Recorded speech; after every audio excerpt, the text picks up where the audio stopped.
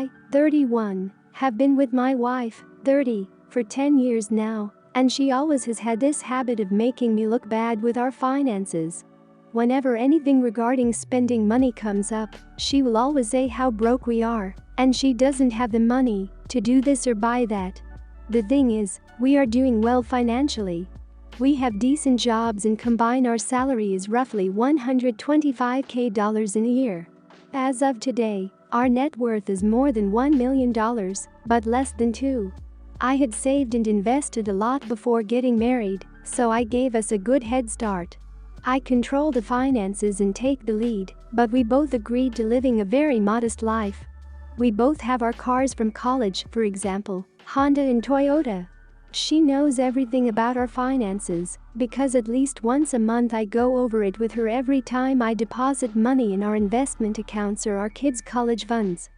For banking, we have an emergency fund and I budget everything else to go straight into investments. We basically stay right at $10K in our bank savings account and $500 in our checking account after bills. A few months ago we had dinner with her friends and they talked buying a new car. My wife said something like, "I wish I could get a new car, but I'm always broke after paying the bills." We still have our college cars. But she does not want a new car.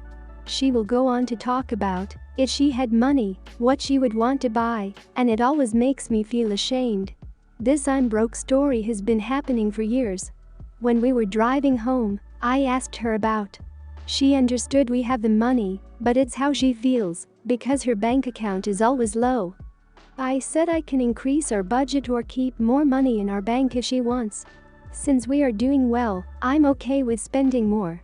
She said no and again was happy with our finances. I explained that when she says we are broke, it makes me look bad, and I feel ashamed. It's as though I can't provide for the family and I am bad with money. She doesn't see it that way. The same conversation has come up numerous times about us being broke. Recently, I reminded her of numerous situations that make me feel and look bad in front of friends and family. I told her, if she keeps saying stuff like that, I will reveal that we are doing well with money. I gave her a few reminders I'd eventually do this, but she kept going with this "I'm broke" story. At a dinner with her sister and parents, the same "I'm broke" story came up. I piped in and said, "It's weird to hear a millionaire say they are broke." My wife said, "Haha, I'm not though." And I quickly say, "We are millionaires, and you know that. We go over our finances every month." Well, the "I'm broke" story stopped after that, and the night went on as usual. A little later the same thing happens to her friends, and I use the same line. Now my wife is mad at me for using that line and revealing roughly how much money we have. She said it seems like I'm gloating. I say it's better than making me look like I'm running us into the ground financially. So am I the idiot for revealing our net worth when my wife says we are broke? Everyone's the idiot here. It sounds like your wife falls back on the "I'm broke" line to cover up her insecurities of not keeping up with her social circle. And I get that you're not pleased with her comments, but having an argument about your finances in mixed company is just kind of classless. No one needs to know how much money you make or don't make. It's weird that you think her comments make you look bad, since you both work, and it doesn't seem like it's common knowledge that you manage the finances.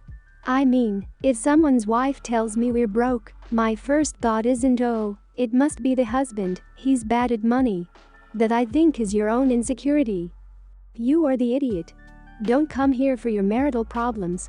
Your wife is unhappy and has made that very clear. Now she's seeking backup, hoping you'll figure it out, since whatever hint she dropped to just you aren't even mentioned here. They went completely unnoticed. Talk to her with the goal of solving the issue. Then, resolve the issue. My amateur read is that she wants more control of the money she earns, but you won't know if that's true until you ask her honestly.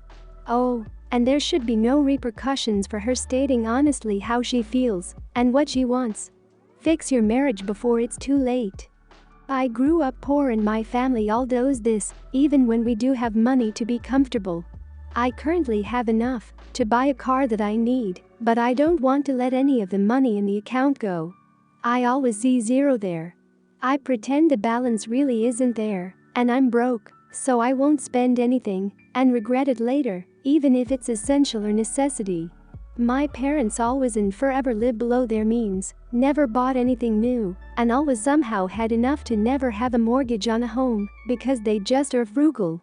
But I still heard every Christmas or month when bills are due that it's tight and we don't have enough. It ingrains stress in you later. I, 16, lost my dad when I was a baby. I only ever had one photo of him and me together, just the two of us. My mom put it in this cardboard photo frame my dad made when I was a kid. Technically, she just stuck it on with tape. My mom remarried when I was 11, and her husband has a daughter B who is 11. Back in July, my mom and her husband went back to work after working from home with COVID, and they asked me to stay home with B for 2 days because the babysitter cancelled very last minute. Day 1 was pretty rough, and I decided I wasn't going to take B to the park if she was going to be demanding and cause trouble. Day 2 came, and she wanted the park, started demanding I take her, and I said no. I also wouldn't let her eat chocolate for lunch. So she went upstairs, into my room, and tore up the photo and frame of me and my dad. I yelled at her and sent her to her room, and when her dad got home, I told her he was never ever to leave me with her again. Her dad made her apologize, but I didn't accept it. And I still haven't. I will not spend any time with her now. My mom has told me to forgive her because she's 11. I have made my feelings clear. My mom got another copy of the photo from my grandparents, but it won't ever replace the frame or the fact she did it out of spite. Apparently this has made things difficult now because they always have to take her. If no other adult is in the house, they don't trust her to be left unattended while going shopping, and they know I won't take care of her anymore or do anything for her. It also means, if any issues with the babysitter come up, they have to leave work early or get to work late, etc. My mom has begged me to forgive. I just can't. I can't even look at her anymore. I won't say how I feel about her now, but yeah. Am I the idiot for not forgiving her? Not the idiot. 11 is old enough to understand why what she did was so awful. That's why she did it. And if B destroys it while being with you for 2 days, as you're looking after her while they are at work, is obviously not going to work out and is a bad idea. They aren't helping you to discipline B at all. Oh, please make as many digital copies of that photo as you can. Things get ruined, but memories stay forever. Try to focus on yourself, and one day you may be able to forgive her for being young, dumb and cruel. It's more her dad being a crap parent than anything. A 16-year-old shouldn't be responsible for another child if that child is difficult and intentionally awful. Not the idiot. It's very telling that she's 11 years old and can't be trusted to stay home alone while your parents go to the grocery store. 11 is old enough to not need a babysitter. It sounds like your stepsister has some mental health issues, and it is not your responsibility to help her with them. What she did is far beyond just being a brat. It was sadistic, and it was after what, a day and a half of you watching her. What will she do to you the next time you don't let her get away? Just because she's younger doesn't mean she isn't a danger to you. Your mom and stepdad are spoiling B by making excuses for her and not holding her accountable for her actions. This is 100% your parents' fault. Not the idiot. While I understand the position your parents are in, B is their responsibility, not yours. She destroyed something irreplaceable because she wanted to hurt you. It may take you a very long time to let go of the hurt she caused, and your mom and stepdad can't make that happen any faster. You have to process the loss in your own time. Thank goodness your grandparents at least had an extra copy of the photo. Please make sure to get a digital copy of it as soon as possible to keep backed up somewhere so that you can print another if something happens to the one you have now. That photo is much too precious to lose. 10 months ago, I, 28, got pregnant with my first child. Baby was planned, and husband and I were overjoyed. 5 months into my pregnancy, my closest friend, 22, announced that she too was pregnant. Unfortunately, her partner did a runner as soon as he heard the news, and, while she's a very capable person, she's understandably quite daunted at the thought of bringing up a child on her own. She also has no family support due to a rough upbringing, so I was her main support. Couldn't go to appointments with her due to COVID, but I'd stand outside and wait, and was always at the end of the phone. We'd talk excitedly about our kids growing up together, etc. 7 months into my pregnancy, I experienced some bleeding and went to hospital. An emergency C-section later, and my beautiful baby girl was placed in my arms. Stillborn. I had to do this alone as due to COVID my husband was not allowed in, although they did move me to another room later, so I could see him, and we could say goodbye to our daughter together. About a week later, my friend called me. We'd spoken briefly after I gave birth, but she wanted to give me some space, which I appreciated. She was very kind and sympathetic, but then we got onto the subject of what I was going to do with my daughter's things, cot, clothes, toys we'd bought in preparation, etc. I said I hadn't been able to think about that yet, and she said that she was really struggling to buy everything she needed, and could we give everything to her as we won't be needing it? I know on a practical level that makes sense, but I don't know that I'm ready to part with anything yet. The more practical stuff like breast pumps and nappies, etc.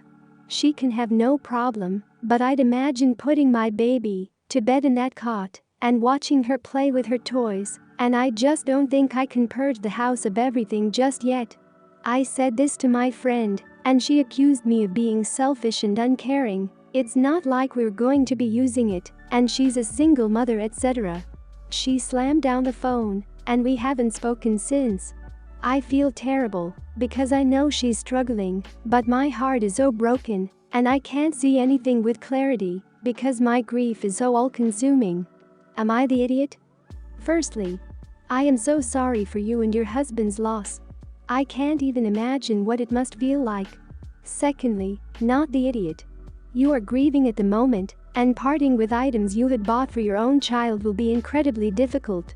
You should explain to your friend that you understand they are struggling, but you are not ready to give up with the things you have bought other than the things you mentioned were okay, pumps, nappies, etc., but the more permanent things you can't bring yourself to do.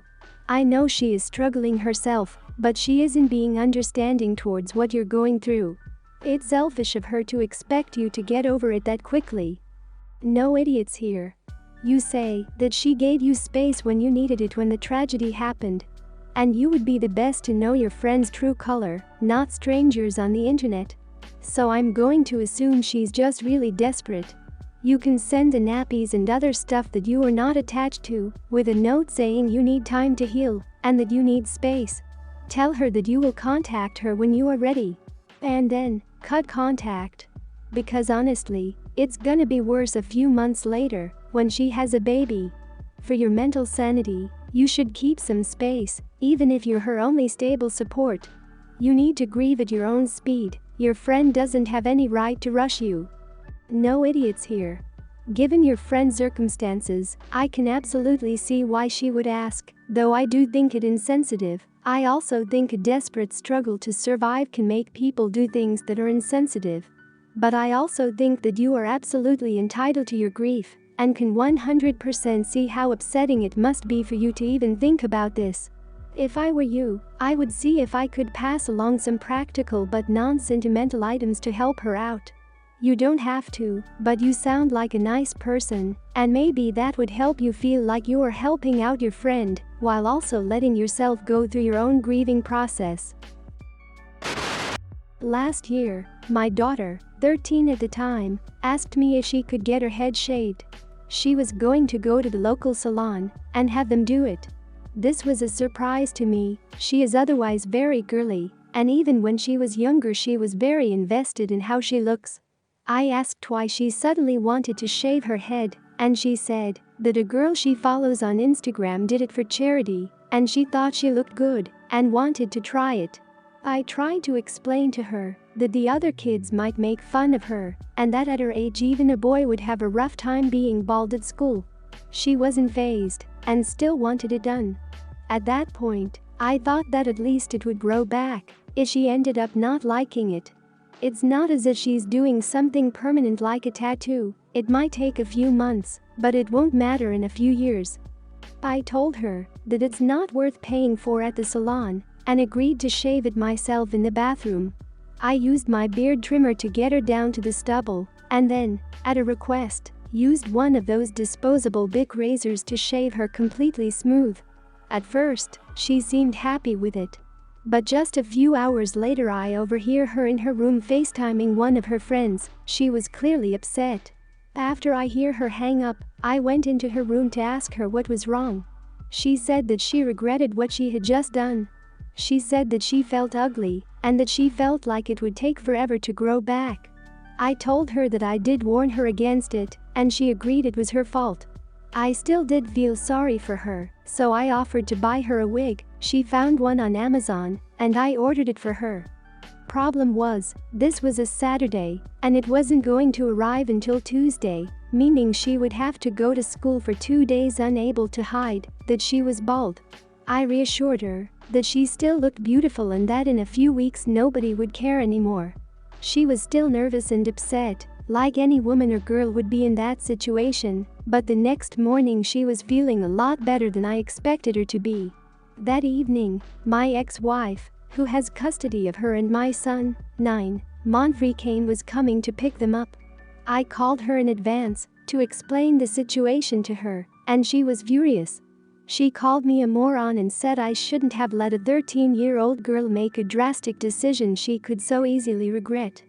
I maintained that 13 kids should start to have a bit more freedom when it comes to their appearance, and that it would be a good lesson about how she should think harder about decisions that cannot be immediately reversed.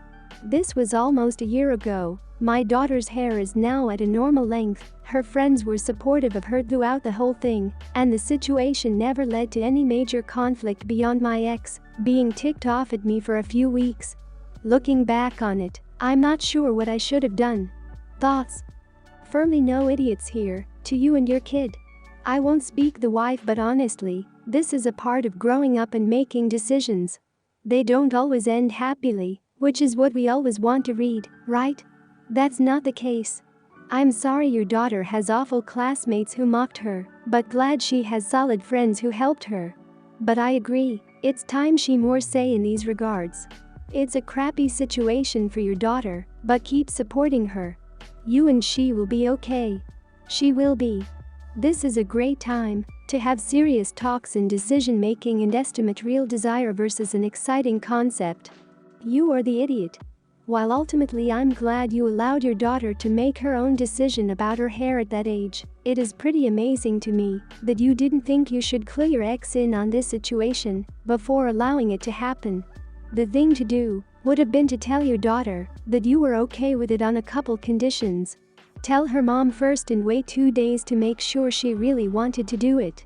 If she's interested in something because of the Instagram, it's an impulse decision.